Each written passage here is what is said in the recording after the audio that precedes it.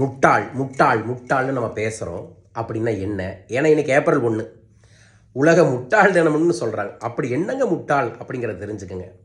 இந்த தேரெல்லாம் ஓட்டிகிட்டு போவாங்கள்ல, அங்கே ஒரு முட்டி மாதிரி, அதாவது ஒரு மரத்தால் ஆன ஒரு கைப்பிடி வச்சுருப்பாங்க. அது எதுக்குன்னா தேரை சரியாக வழி நடத்துவதற்கு, லெஃப்ட்டு ரைட்டு திரும்புறதுக்கும் தேருக்கு ஃப்ரண்ட் அண்ட் பேக்கில் பிரேக்கு போடுவதற்காக பயன்படுத்தக்கூடியது தான் முட்டு. அதை எடுத்துகிட்டு வரவங்களை முட்டு ஆள், முட்டு எடுத்துகிட்டு வா அப்படின்னு சொல்கிறவங்க முட்டு ஆள்னு சொல்லுவாங்க. அதே கடைசியில் முட்டாள்னு மாறிடுச்சு. அதாவது எந்த செயல்பாடுகள் நடக்கும்போது திடீர்னு பிரேக் போடுறவங்களை அப்படின்னு சொல்லுவாங்க.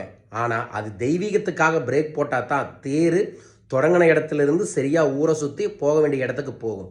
ஆனால் நம்ம நிறையா பேர் நமக்கு நாமே முட்டாளாக இருக்கோம். எப்படின்னு கேட்குறீங்களா? எந்த காரியத்தை எடுத்தாலும் சந்தேகப்படுறது, எந்த காரியத்தை எடுத்தாலும் பயப்படுறது, எந்த காரியத்தை எடுத்தாலும் முழுசாக செய்கிறது இல்லை. இப்படி இருக்கிறவன் தான் முட்டாள்.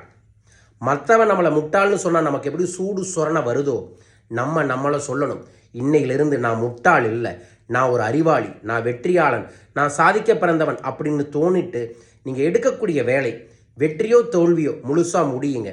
செயல்பாடுகளை செய்யாதவன் முட்டாள், செயல்பாடுகளை முடிக்காதவன் முட்டாள்.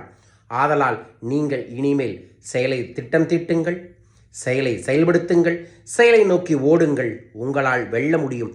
புரிந்து செயல்படுங்கள்.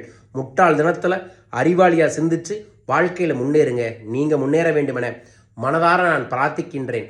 உங்கள் வாழ்க்கையில் அபரீதமான தன்னம்பிக்கை வேண்டுமென்றால், அபரீதமான முன்னேற்றம் வேண்டுமென்றால், அபரீதமான செல்வம் வேண்டுமென்றால் என்னை தனிப்பட்ட முறையில் நீங்கள் சந்திக்கலாம்.